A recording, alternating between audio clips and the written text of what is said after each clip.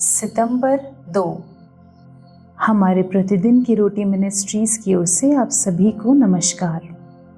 आज के संदेश का शीर्षक है परमेश्वर को जानना, लीजा एम सैमरा की ओर से। पवित्र शास्त्र का भाग है मरकुस रचित सुसमाचार, पहला अध्याय 9 से 11 तक। उन दिनों में यीशु ने गलील के नाजरत से आकर यरदन में यूहन्ना से बपतिस्मा लिया, और जब वो जल से निकलकर ऊपर आया तो तुरंत उसने आकाश को खुलते और आत्मा को कबूतर के समान अपने ऊपर उतरते देखा। और ये आकाशवाणी हुई, तू मेरा प्रिय पुत्र है, तुझसे मैं प्रसन्न हूँ। मुख्य वचन मरकुस 1:11। और ये आकाशवाणी हुई, तू मेरा प्रिय पुत्र है, तुझसे मैं प्रसन्न हूँ। आयरलैंड की यात्रा के दौरान मैं सजावटी शेमरॉक की प्रचुरता से अभिभूत था। ये छोटा हरा 3 पत्ती वाला पौधा हर दुकान में हर चीज पर पाया जा सकता है। कपड़े, टोपी, गहने और भी बहुत कुछ। आयरलैंड में एक प्रचुर मात्रा में पाया जाने वाला पौधा होने के अलावा शेमरॉक को कई पीढ़ियों से त्रिएक को समझाने के सरल तरीके के रूप में अपनाया जाता रहा है। ऐतिहासिक मसीही विश्वास है कि परमेश्वर एक सार है जो हमेशा 3 अलग अलग व्यक्तियों में मौजूद है: परमेश्वर पिता, परमेश्वर पुत्र और परमेश्वर पवित्र आत्मा।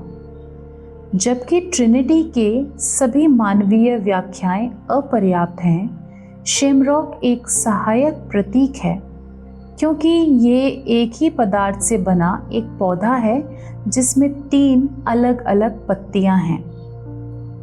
त्रिएक शब्द पवित्र शास्त्र में नहीं पाया जाता है, लेकिन ये उस धार्मिक सत्य का सारांश प्रस्तुत करता है जिसे हम उन अंशों में स्पष्ट रूप से देखते हैं जहां त्रिएक के तीनों व्यक्ति एक ही समय में उपस्थित होते हैं।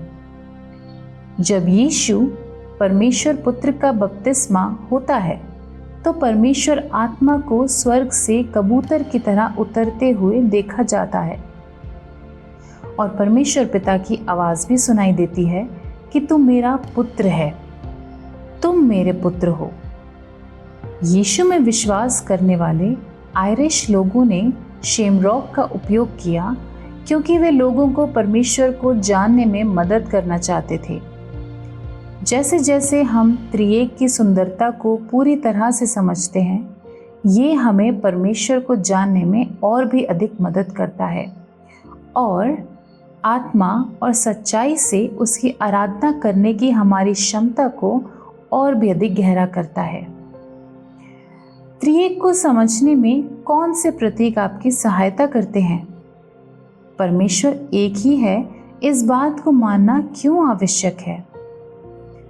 मैं पिता, पुत्र और आत्मा को एक ही परमेश्वर मानकर सब लोगों को प्रेम और उद्धार देने के लिए एक साथ कार्य करने के निमित्त आपकी आराधना करता हूँ। आमीन।